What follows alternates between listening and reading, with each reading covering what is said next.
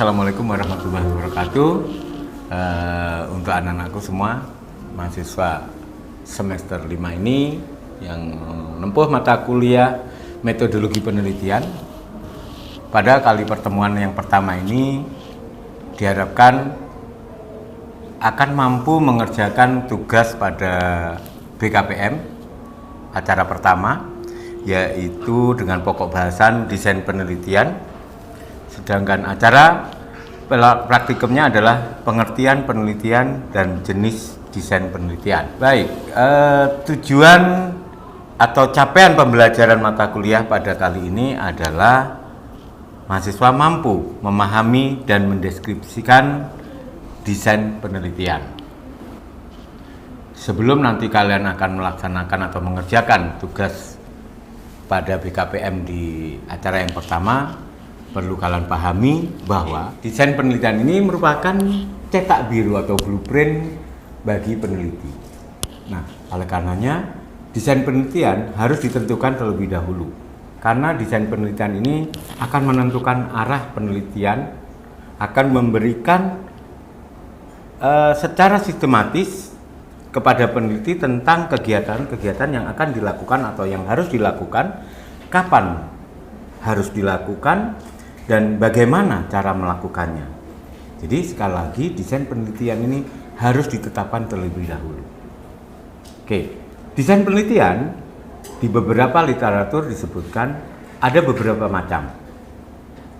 Yang pertama, desain penelitian deskriptif, di mana desain penelitian deskriptif ini disusun dalam rangka memberikan gambaran secara sistematis tentang informasi ilmiah yang berasal dari subjek atau objek penelitian.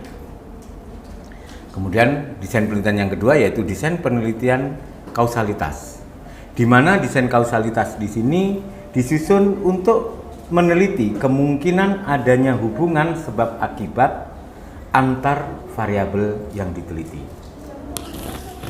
Desain penelitian yang ketiga yaitu desain penelitian korelasional. Ini dirancang untuk meneliti bagaimana kemungkinan hubungan yang terjadi antar variabel dengan memperhatikan besaran koefisien korelasi, artinya besaran hubungannya. Oke, baik, Bapak lanjutkan terkait dengan desain penelitian yang keempat, yaitu desain penelitian tindakan, di mana desain penelitian tindakan ini disusun dengan tujuan untuk melakukan perbaikan-perbaikan terhadap kegiatan yang sudah dilakukan sebelumnya.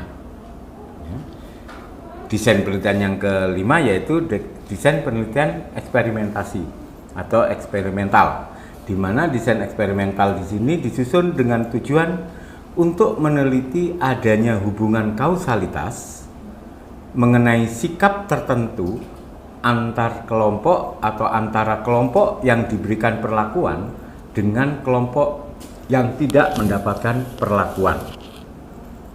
Dan desain penelitian yang terakhir yaitu desain penelitian grounded, di mana desain penelitian ini menggunakan fakta atau data,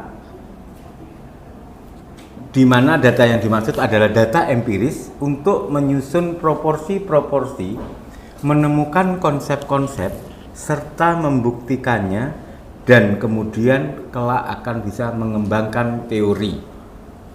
Nah, inilah 6 desain penelitian yang ada di beberapa literatur.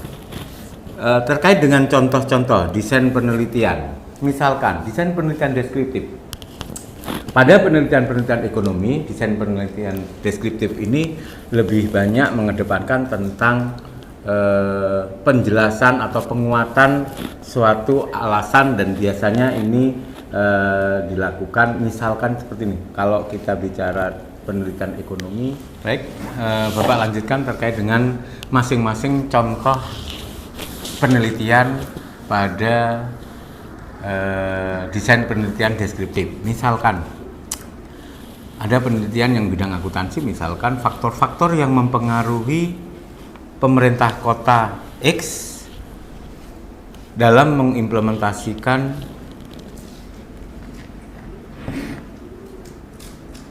standar akuntansi pemerintahan yang berbasiskan accrual dengan berdasarkan pada PP nomor sekian misalkan. Jadi ini adalah salah satu contoh, atau mungkin kalau contoh yang lain, faktor-faktor yang mempengaruhi mahasiswa akuntansi dalam memilih profesi di bidang akuntansi. Ini adalah contoh, beberapa contoh dari desain penelitian deskriptif. Kemudian yang berikutnya adalah desain penelitian kausalitas. Kausalitas di sini adanya hubungan, penelitian yang meneliti kemungkinan adanya hubungan sebab akibat antar variabel. Misalkan faktor-faktor yang mempengaruhi, kalau kausalitas misalkan kalau kita bicara harga saham di satu perusahaan, faktor-faktor yang mempengaruhi harga saham ditinjau dari misalkan pertumbuhan ekonomi, laba perusahaan, kemudian nilai jual saham itu sendiri, dan lain sebagainya.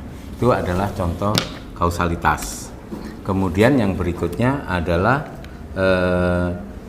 desain penelitian yang ketiga, yaitu kausalitas, di mana kausalitas ini untuk mengetahui pengaruh atau hubungan sebab akibat dari variabel yang diteliti. Jadi contohnya faktor-faktor yang mempengaruhi naik turunnya harga saham.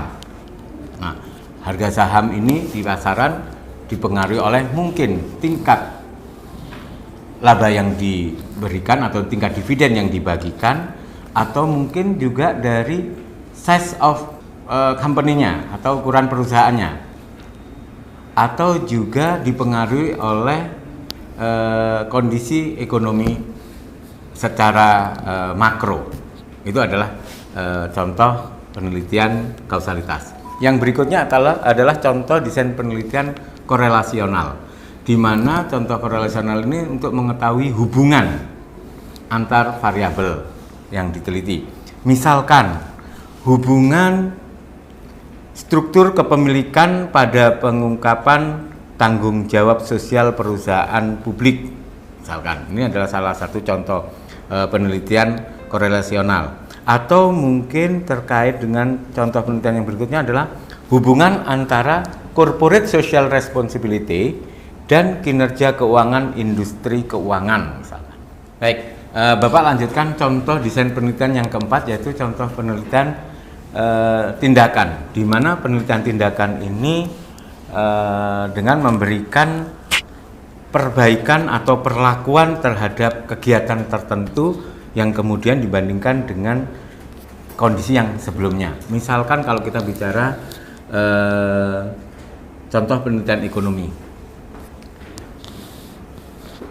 misalkan penelitian yang mengambil judul tentang perbedaan hasil dari mahasiswa akuntansi yang mengikuti uji kompetensi pada bidang akuntansi dalam rangka memperoleh first job atau pekerjaan pertama, sehingga dibandingkan antara yang tidak memperoleh treatment untuk memperoleh uji kompetensi dengan yang setelah mendapatkan uji kompetensi, sehingga nanti dibandingkan lebih cepat mana untuk memperoleh first job yang sesuai dengan bidangnya. Itu adalah penelitian tindakan. Yang kelima yaitu terkait dengan desain penelitian eksperimental, di mana desain eksperimental ini untuk memberikan gambaran adanya hubungan kausalitas yang mengenai sikap tertentu antar kelompok yang diberi treatment dan kelompok yang tidak diberikan treatment. Mungkin yang bisa Bapak contohkan dalam contoh penelitian eksperimental yaitu misalkan penelitian yang mengambil judul misalkan analisis tentang kepatuhan wajib pajak dilihat dari sebelum dan sesudah pelaksanaan undang-undang pajak nomor bla bla bla. Itu adalah yang eksperimental. Kemudian yang terakhir adalah contoh desain penelitian grounded, di mana desain penelitian grounded ini menggunakan fakta atau data empiris untuk menyusun proporsi, menemukan konsep, serta membuktikan dan mengembangkan teori. Misalkan, kalau kita bicara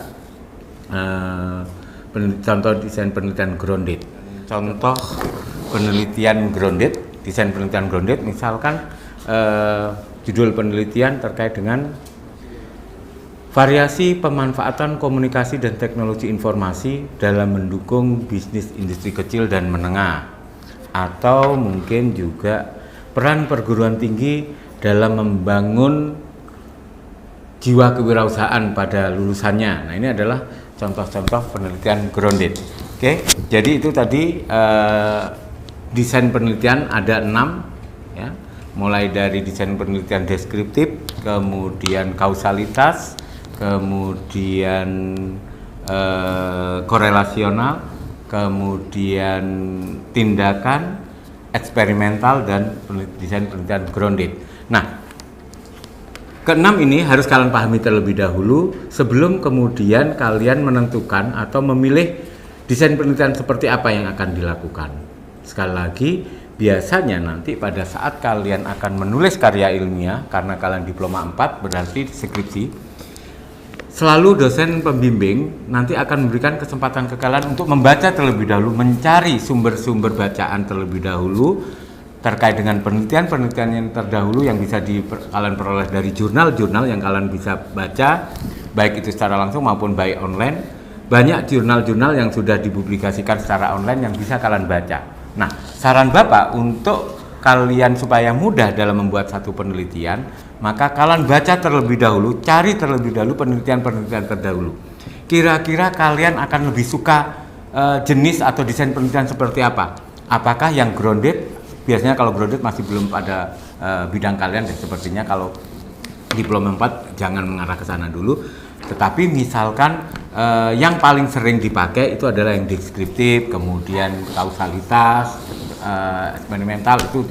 Nah, kalian cari dulu, baca-baca dulu penelitian-penelitian tersebut. Kemudian kalau sudah, kalian cari teori-teori yang mendukung atau sumber-sumber literatur yang mendukung atas penelitian tersebut. Nah, kalau sudah kemudian kalian lakukan itu, maka pasti kalian akan melihat atau mencari sesuatu yang berbeda, ya, sesuatu yang berbeda dari penelitian tersebut apa dengan beberapa penelitian yang terdahulu. Itulah yang biasanya dicari, bahwa perbedaan penelitian kalian dengan penelitian-penelitian yang sebelumnya itu apa, ya. Itulah yang disebut sebagai keterbaruan dari penelitian tersebut. Nah, ini yang perlu kalian lakukan. Jadi sekali lagi, cari dulu studi empiris, penelitian-penelitian terdahulu, kemudian cari literatur yang mendukung teori-teori yang dipakai dalam penelitian tersebut. Setelah itu semua selesai, baru kalian bisa merancang, oh saya akan memilih penelitian ini, dan seterusnya.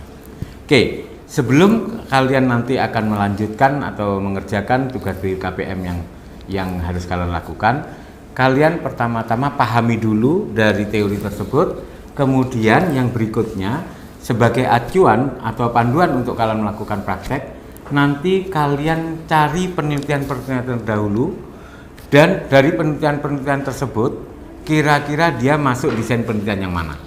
Jadi cari minimalnya 10 penelitian, dan syukur-syukur 10 penelitian tersebut mampu memberikan jawaban atas 6 contoh desain penelitian. Ya, tugas yang pertama tadi mencari penelitian-penelitian terdahulu. Kemudian yang kedua, kalian coba rancang judul-judul penelitian pada 6 desain penelitian. Jadi Bapak ulang, tugas yang pertama nanti praktek adalah mencari minimalnya 10 judul penelitian, dan diharapkan 10 judul penelitian tersebut bisa menjawab 6 desain penelitian yang sudah kalian pelajari. Dan yang kedua, kalian coba membuat judul penelitian dengan memperhatikan desain penelitian. Ya, jadi dengan memperhatikan 6 desain penelitian. Oke, jadi itu untuk acara praktek yang minggu pertama ini. Jadi sekali lagi pada minggu pertama ini acaranya adalah membahas tentang desain penelitian. Dan diharapkan nanti setelah kalian melakukan praktek ini akan mampu menjawab deskripsi desain penelitian. Baik, itulah hasil akhir atau penjelasan terakhir dari Bapak terkait dengan desain penelitian pada acara praktek yang pertama pada mata kuliah metodologi penelitian. Jadi sekali lagi mudah-mudahan kalian bisa memahami dari desain penelitian yang sudah Bapak jelaskan dan beberapa contoh, tetapi sekali lagi contoh-contoh masih bisa kalian cari di Google dan kalian bisa mengisi atau mengerjakan BKPM yang sudah dibuat dengan yang tadi Bapak katakan 2 tugas tadi ya. Mudah-mudahan kalian mampu menyelesaikan, dan kalaupun ada kesulitan kalian boleh tanya ke Bapak, boleh juga tanya ke teknisi baik secara langsung maupun juga kalian bisa chat via WA Bapak. Oke, mudah-mudahan itu saja yang bisa Bapak berikan, bisa bermanfaat bagi kalian yang sangat sedikit tadi. Bapak akhiri, wabillahi taufiq wal hidayah. Assalamualaikum warahmatullahi wabarakatuh.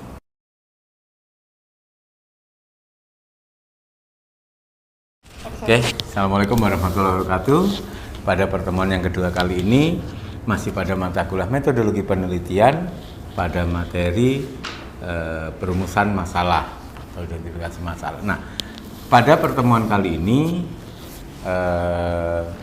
diharapkan pada akhir atau setelah melaksanakan kegiatan praktik ini kalian mampu memahami dan menjelaskan terkait dengan perumusan masalah.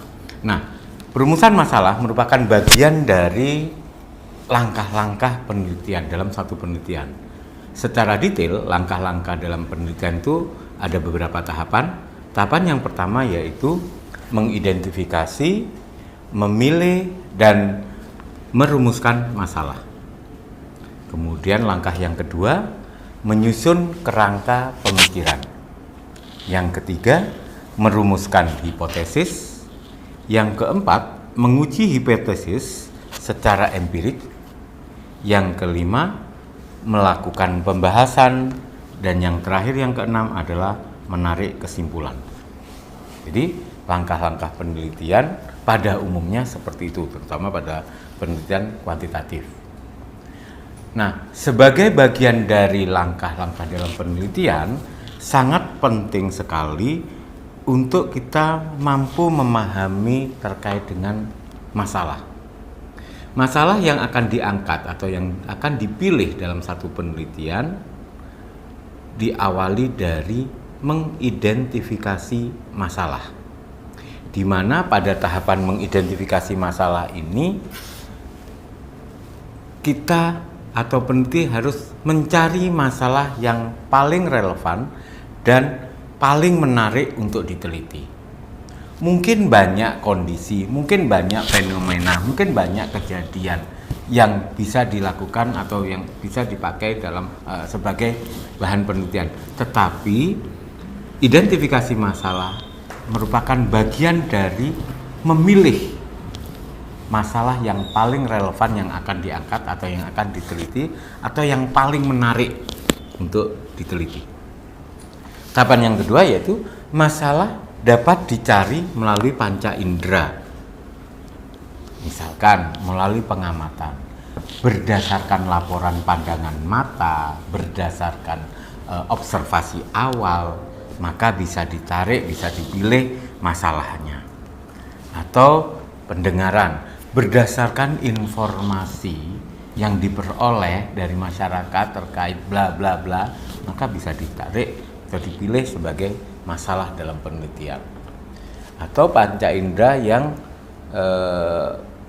penciuman ataupun perasaan, ya, berdasarkan intuisi, maka penelitian ini masalah penelitian ini inilah adalah bagian dari identifikasi masalah. Setelah dicari, kemudian mencoba untuk yang ketiga, bahwa permasalahan itu muncul sebagai akibat adanya kesenjangan atau gap antara yang seharusnya dengan apa yang ada dalam kenyataan.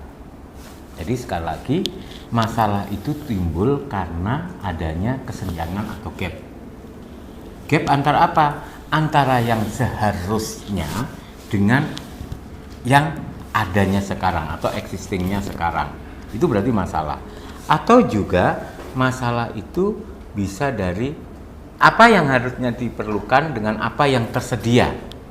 Ya, jadi yang pertama tadi apa yang seharusnya dengan apa yang tersedia.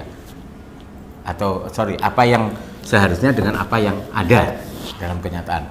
Yang kedua, apa yang seharusnya ada dengan apa yang tersedia. Kemudian yang ketiga, perbedaan antara harapan dengan kenyataan. Nah, antara harapan dengan kenyataan. Harusnya seperti ini, idealnya seperti ini, keinginan seperti ini, ternyata kenyataan seperti ini. Maka bisa dibuat sebagai masalah. Ya. Nah, masalah berkaitan dengan suatu kondisi yang mengancam. Masalah itu juga bisa ya, dari kondisi yang mengancam, mengganggu, menghambat, menyulitkan, yang menunjukkan adanya kesenjangan antara harapan dan kenyataan. Jadi misalkan begini, kalau kita bicara tingkat keinginan masyarakat atau tingkat keinginan konsumen, itu pasti mengharapkan kualitas suatu produk itu yang baik. Tetapi kenyataannya produsen sebagai yang menghasilkan hanya mampu memenuhi beberapa ekspektasi. Nah, itu akan muncul masalah. Nah, ini juga bisa diangkat sebagai masalah masalah yang akan diteliti. Oke. Sekarang setelah kita bisa mengidentifikasi masalah, kemudian yang berikutnya adalah sumber masalah. Sumber masalah itu bisa diperoleh dari beberapa macam. Misalkan bacaan, terutama bacaan yang berisi laporan penelitian. Artinya, berdasarkan penelitian-penelitian yang terdahulu, maka masalah yang bisa diidentifikasi atau masalah yang bisa dipilih atau masalah yang akan ditarik sebagai satu masalah dalam penelitian tersebut berdasarkan penelitian-penelitian terdahulu. Kemudian juga berdasarkan hasil seminar atau diskusi dan pertemuan-pertemuan ilmiah. Oh iya, ternyata sekarang ada teori-teori baru yang bisa digunakan untuk menjawab penelitian-penelitian semacam ini. Nah, itu bisa jadi sebagai sumber masalah. Kemudian yang berikutnya adalah pernyataan dari pemegang otoritas.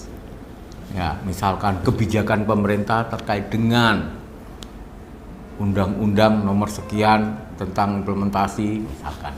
Atau kalau kita bicara di akuntansi pemerintahan tentang pernyataan dari pemerintah dalam menetapkan standar akuntansi pemerintahan. Ini pasti akan berdampak. Nah, ini juga bisa dipakai sebagai sumber masalah. Yang keempat yaitu pengamatan sepintas.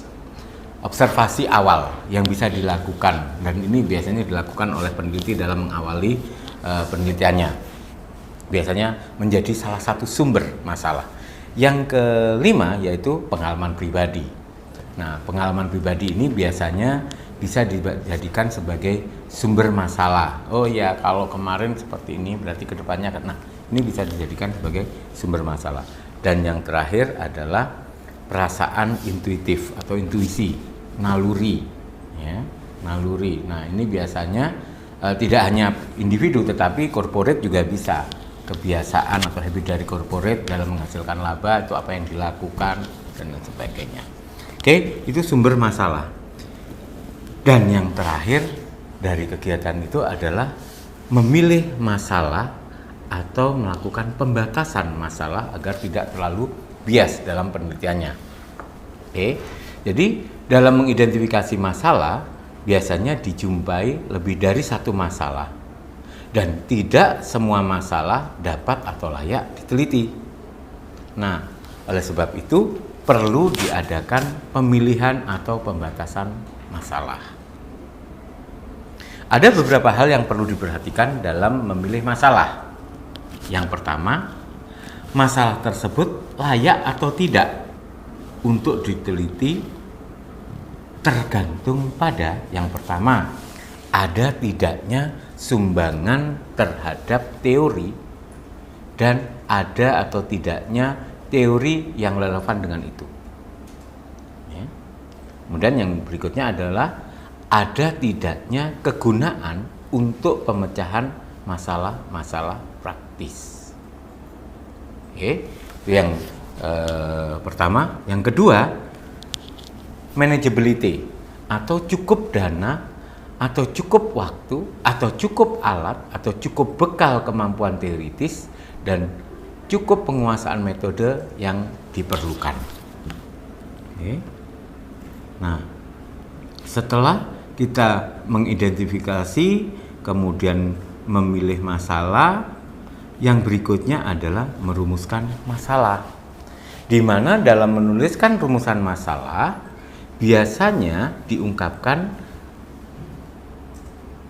dengan menggunakan kalimat tanya. Ya. Dengan menggunakan kalimat tanya yang padat dan jelas, dan kemudian memberikan petunjuk tentang kemungkinan pengumpulan data guna menjawab pertanyaan dalam rumusan tersebut. Ya. Misalkan rumusan masalah itu bisa dituliskan dengan misalkan begini, apakah pelaksanaan atau penyusunan laporan keuangan yang dilakukan oleh misalkan pemerintah desa X sudah sesuai dengan ketentuan Permendagri nomor sekian. Jadi dibuat kalimat tanya. Atau mungkin contohnya, bagaimanakah pengaruh kebijakan dividen terhadap nilai saham di pasar? Jadi dibuat kalimat tanya. Baik, itu terkait dengan perumusan masalah. Sekarang masuk pada masalah penelitian dalam penelitian bisnis. Biasanya masalahnya meliputi masalah-masalah yang ada saat ini di satu lingkungan organisasi yang memerlukan solusi. Tadi yang sudah Bapak contohkan, misalkan ada kecenderungan nilai jual saham menurun dari waktu ke waktu. Nah, ini berarti ada yang perlu dicari. Apa masalahnya? Atau misalkan ada kecenderungan menurunnya jumlah atau perolehan laba perusahaan. Ini bisa ditelusuri, ada masalah. Yang berikutnya, area-area tertentu dalam suatu organisasi yang memerlukan pembenahan atau perbaikan. Misalkan, ternyata produksinya meningkat, tetapi kenapa penjualannya menurun? Apakah mungkin kinerja tenaga pemasarannya yang kurang bagus, ataukah mungkin perlu ada penetrasi pasar yang harus dilakukan? Berarti ini ada masalah. Atau kalau kita bicara keuangan, bidang akuntansi misalkan, semua auditor itu sudah dibekali dengan ilmu atau kompetensi yang diperlukan dalam kegiatan audit. Tetapi kenapa capaiannya itu berbeda pada masing-masing auditor? Nah, ini berarti ada masalah. Apakah karena memang individu auditornya, ataukah mungkin tergantung dari auditinya atau yang diaudit? Nah, ini ada sebagai masalah. Kemudian yang ketiga yaitu persoalan-persoalan teoritis yang memerlukan penelitian untuk menjelaskan atau memprediksi fenomena. Contoh sederhana, yang namanya orang menjual, ya, pasti akan berusaha untuk bisa menjual banyak. Apa yang dilakukan? Mungkin memperbaiki kualitas dari produk, mungkin memperbaiki kualitas layanan, mungkin akan memperbaiki dari sisi tempat usahanya. Tapi itu kan teori. Secara praktek kita bisa lihat, terkadang ada produknya itu baik, enak dikonsumsi, tempatnya nggak menarik, orangnya judes. Ini menolak teori nih. Padahal secara teori kalau orang ingin melakukan penjualan yang tinggi itu ya memberikan layanan yang baik. Tetapi kalau kita lihat dalam keseharian, kita bisa lihat di beberapa tempat mungkin atau di sebagian kecil wilayah itu ada yang orangnya judes tapi laris. Tempatnya nggak memadai tapi banyak pengunjungnya. Jadi hal-hal yang seperti inilah yang dikatakan secara teoritis ini bermasalah.